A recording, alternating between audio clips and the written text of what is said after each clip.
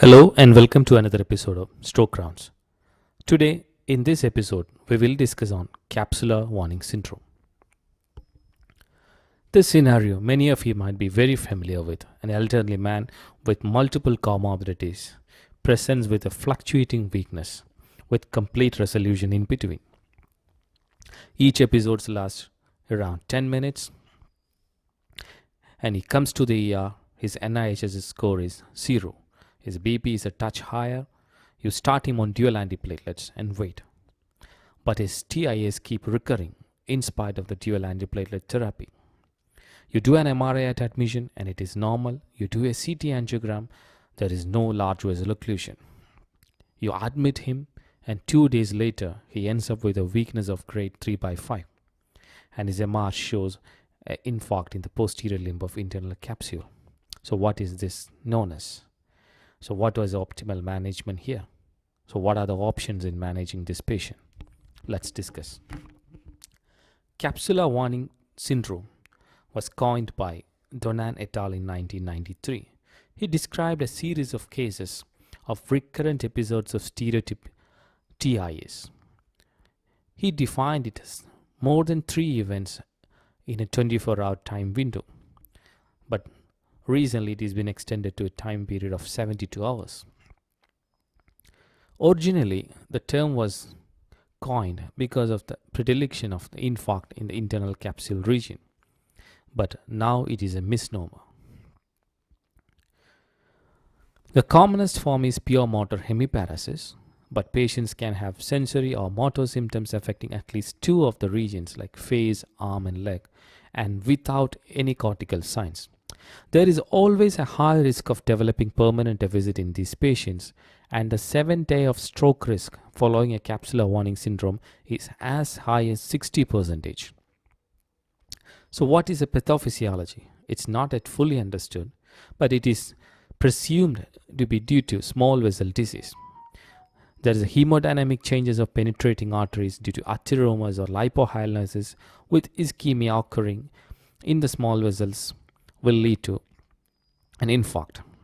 There are other theories of vasospasm, emboli of arterial or cardiac sources are there, but predominantly the small vessel ischemic injury is a predominant pathophysiology.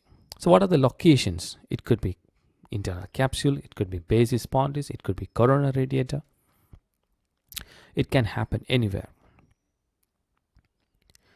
Many of these patients with capsular warning syndrome will have fluctuations of symptoms. So what are these fluctuations due to? Previously, it was thought only due to transient flow failure because of the hemodynamic changes in the small vessels. But fluctuations can happen even after an infarcted MRI. So this was postlatent due to a failure of inadequate engagement of alternate networks involved in motor control, like premotor area, supplementary motor area. It is seen that as early as 48 hours after an infarct, these areas are engaged in a patient.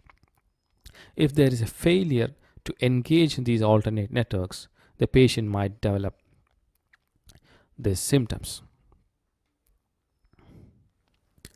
So what are the various treatment options? There are antiplatelets, dual antiplatelets, intravenous thrombolytic agents. Main problem with them is it could activate platelet aggregation, heparinization to keep the PP elevated with vasopressors, and a newer modality, IV tirofiban. There's a lot of papers on IV tirofiban, we will discuss it. So why antiplatelets might work better in capsular warning syndrome?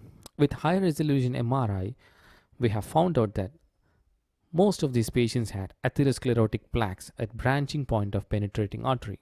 These are rather thrombotic process due to overactivation of platelets. So antiplatelets might work better in a case of capsular warning syndrome. So this was a paper recently published in Stroke and Vascular Neurology Journal, Intravenous tirofiban therapy for patients with capsular warning syndrome. They prefer tirofiban because it is fast acting, it is a highly selective GP2B3A antagonist, it is safer than apixaban because its effects on platelet aggregation was reversible. So the dose they tried was 0.4 microgram per kg per body weight per minute over 30 minutes, followed by a continuous infusion at 0.1 microgram per kg for next 24 hours. And there was an overlapping loading dose of clopidogrel 300 and an aspirin 100. And the results were excellent. So what are the key points? Capsular warning syndromes are recurrent, stereotypical, lacunar TIAs clustered within a short period of time. They are not restricted to internal capsule alone, and it's not only a warning sign, but there could be real infarct. There are various treatment options, and antiplatelet therapy seems to be the more logically sound one. We can consider IV tirofiban in these patients. Thank you. Please leave your comments in the comment sections below.